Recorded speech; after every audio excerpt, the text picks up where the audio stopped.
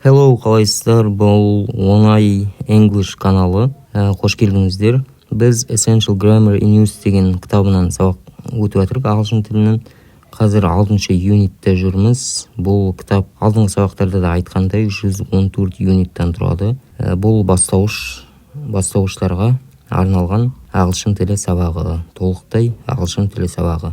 Яғни бұл кітапта 114 сабақ бар. Бұл 114 сабақ бастауыштарға интермедиатқа жақындаған шейін жеткілікті болады. Ендеше 6-шы юнитті бастайық. I don't деген present simple negative. Бұл осы шақтың болымсыз сөйлемге құрастыруды үйрететін сабақ. Ендеше сабаққа кірісейік. Бұл картинкадағы сөйлемдерді, иллюстрацияны талқылаймыз да, кейін сіздерге бірінші жазып түсіндіріп беремін. Doesn, don't деген не екенін, кейін кітапқа қайтып, кітап бойынша, кітапта қалай түсіндіреді, солай бойынша талқылайтын боламыз. Иншалла. The present simple negative is don't, doesn't plus verb. Present simple negative деген ол don't, doesn't деген бар, соған қосылған етістік. Екеу қосылған кезде бұны present simple negative дейміз. Бірінші суретте екі қыз тұр. Бірінші қыз айтып жатыр, кофе ішесің бе деп, кофе деп. Екіншісі айтады, no thanks, I don't drink coffee дейді. Жоқ, thanks деп алғыс білдіртіп жатыр. I don't drink coffee дейді. Мен кофе ішпеймін дейді. Drink coffee, I drink coffee деген мен ішемін кофе. I don't drink coffee деген мен ішпеймін деген. Don't drink, don't drink. Мына жоғарыда келтіргендей don't, doesn't плюс verb деген осы. Don't плюс verb, яғни verb drink. I don't drink coffee. Мен кофе ішпеймін дейді. Енді екінші картинканы қарайтын болсақ, бір ер адам жұмыс жасап отыр. Жұмысы оған ұнамайды. Осыны қараса шаршап отыр. Сол айтады, I don't like my job. Мен өзімнің жұмысымды ұнатпаймын дейді. I don't like, мен ұнатпаймын. I like болса мен ұнатамын. I don't like, мен ұнатпаймын. He doesn't like his job. Ол өзінің жұмысын ұнатпайды. He doesn't. Мына жерде қарасаңыздар, doesn't деп өзгеріп кетіп тұр. Оларды алда неге өзгерді қарастыратын боламыз. Ал енді осы нәрселерді өзімнің тілімде түсіндіріп көрейін сіздерге. Содан кейін кітапқа қайтамыз. Кітап қалай түсіндірді, солай түсіндіретін боламын, иншалла. Осыны енді өзіміздің тілімізбен түсіндіріп көрейік. Бізде I, we, you, they деген сөздер бар. Мен, біз, сендер, олар деген сөздер. Содан кейін he, ол, she, ол, it, ол. Он, ана, ана. Енді екеуінің осына айырмашылығы неде? Мысалы, біз осы сөздерге етістік қосатын болсақ, жоғарыдағы сөздерге I, we, you, they дегенге сөздіктен етістік қалай келеді, солай қолданатын боламыз. Мысалы, like деп айтатын болсақ, I like, we like, she like, we like, you like деген сияқты.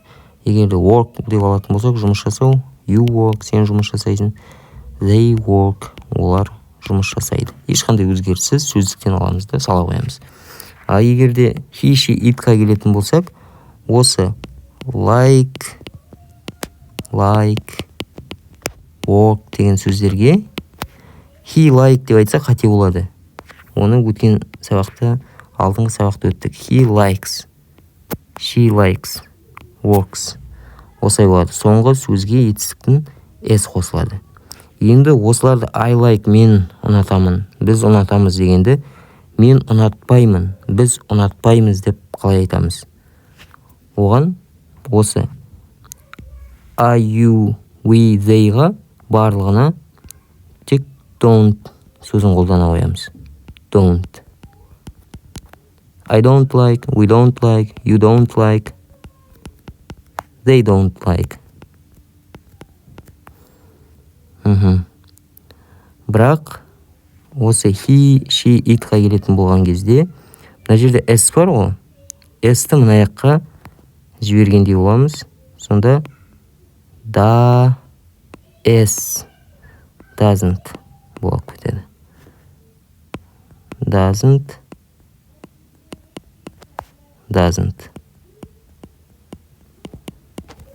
Осы s мына жаққа кетті деп ойлаймыз. Демек бұл керек емес бізге. Сол кезде he doesn't like. Likes емес, like. He doesn't like. She doesn't like. It doesn't like. Ал жоғардағылар I don't like, we don't like, you don't like, they don't work деген сияқты осылай болады. Енді картинка бойынша онда қалай айтады, соны қарайық. Мысалы, позитив утверждениеде I worked. Мен жұмыс жасаймын дейді. I work. I don't work. Мен жұмыс жасамаймын. I don't work. Мен жұмыс жасамаймын. I do not work деп болады, бірақ I don't work деп қысқа айтқан жеңіл. I don't work. We like. Біз ұнатамыз. We don't like. Біз ұнатпаймыз. You do. Сен жасайсың. You don't do. Сен жасамайсың. They have. Оларда бар. They have. They don't have. Оларда жоқ. They don't have. Енді мына астындағы айтып кеткендей he works. S-пен келіп тұр. He works. Бірақ негативті ол he doesn't work. He doesn't work болады. He likes. Ол ұнатады. He likes. Ол ұнатады. He doesn't like. Ол ұнатпайды. He doesn't like. She likes. Ол ұнатады. She likes. She doesn't like. Ол ұнатпайды. She doesn't like. She does. She does. Ол жасайды. She doesn't do. Ол жасамайды. She doesn't do. It has. Ода бар. It has. Ода бар. It doesn't have. Ода жоқ. It doesn't have. Ода жоқ. Енді астындағы мысалдарды қарап көрейік. I drink coffee, but I don't drink tea. Мен кофе ішемін дейді. I drink coffee. Жалпы ішемін дейді. Бәлкім ол қазір кітап оқып отқан шығар. Бірақ жалпы ішемін дейді. But I don't drink tea. Бірақ мен шай ішпеймін дейді. I don't drink. I don't drink. Мына жерде I drink, I don't drink. Sue drinks tea, but she doesn't drink coffee. Sue шай ішеді, drinks. Sue деген she ғой, яғни ана, ол. Сондықтан drinks деп етістікке s қосылады. Drinks tea, but she doesn't drink coffee. Бірақ she деген drink мына жерде s кетіп қалады, бірақ doesn't-қа кіреді. She doesn't drink coffee. Мына жерде she don't drink демейміз.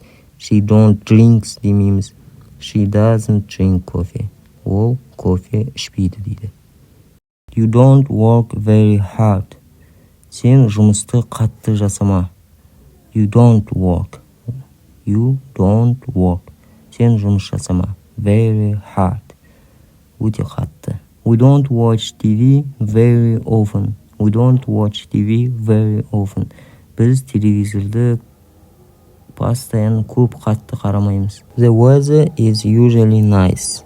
It doesn't rain very often. Ауа райы дейді, әдетте жақсы дейді. Көп қатты жаңбыр жаумайды дейді. The weather, ауа райы, is usually nice. Әдетте жақсы дейді. It doesn't rain. It doesn't rain. Жаңбыр жаумайды. Very often. Так часто деген сияқты. Өте қатты, көп, яғни. Өте көп емес, өте қатты емес. Соңғы мысал. Gary and Nicole don't know many people. Gary мен Nicole көп адамдарды білмейді дейді. Don't know.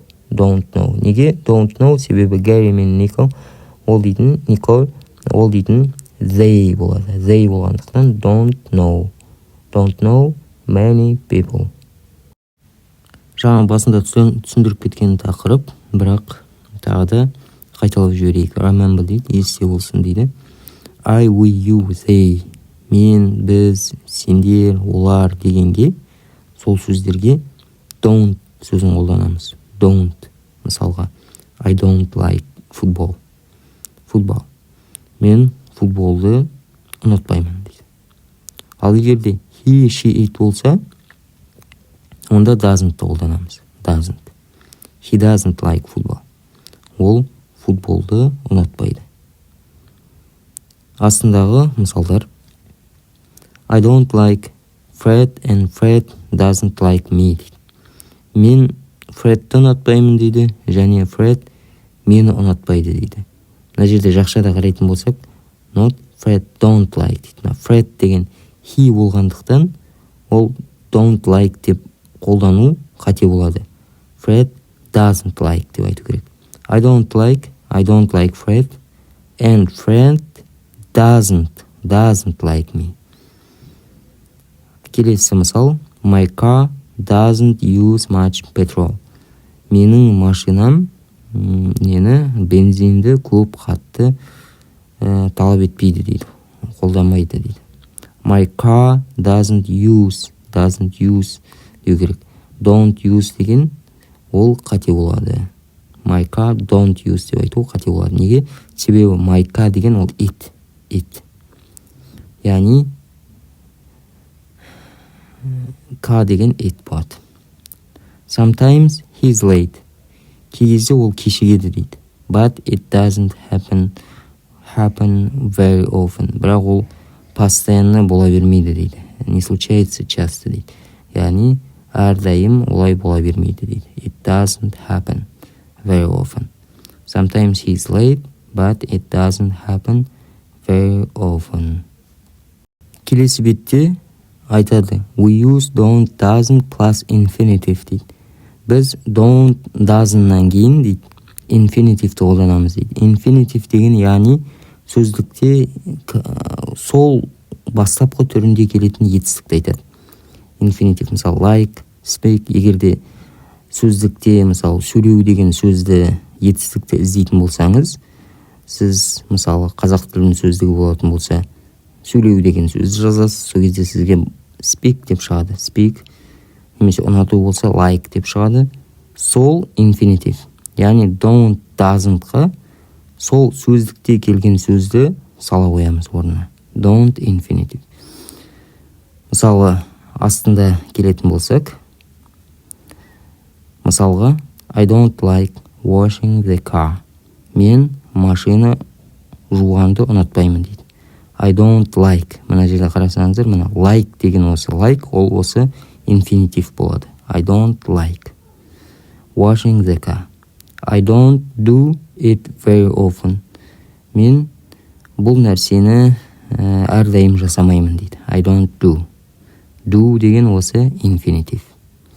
I don't do it very often. Sarah speaks Spanish, but she doesn't speak Italian.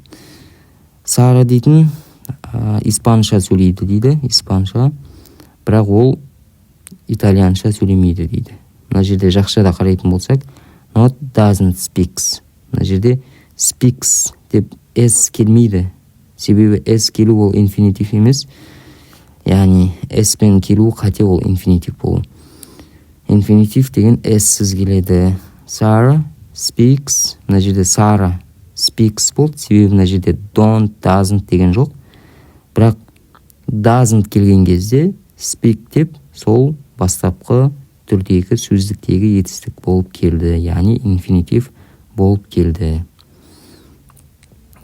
Bill doesn't do his job very well. Bill дейді, doesn't do, жасамайды жұмысын, his job very well, жақсы.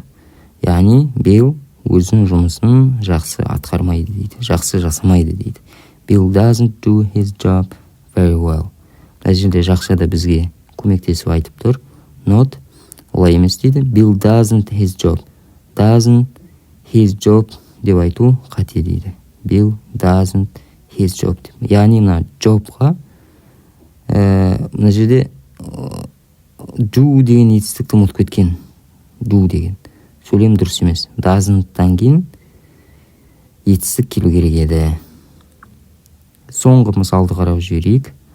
Соңғы мысалда Paula doesn't usually have breakfast. Paula дейтін әдетте түскі тамақ жемейді дейді. Таңертеңгі деген. Таңертеңгі тамақты жемейді дейді. Paula doesn't usually have breakfast. Not doesn't has. Мына жерде have келіп тұр ғой, have. Doesn't has деп айту қате дейді. Яғни doesn't have болу керек. Doesn't have. Paula doesn't have breakfast. Paula doesn't usually have breakfast. Осымен біздің 6-шы юнит сабағымыз бітті. Егер де ұнаған болса, пайдаланған болсаңыздар, лайк басып қойыңыздар, комментарий жазып қойыңыздар, және тіркеліп қойыңыздар. Колокольчикті басуды ұмытпаңыздар. Себебі бұйыртса әлде алда сабақтар, көптеген сабақтар шығып тұратын болады.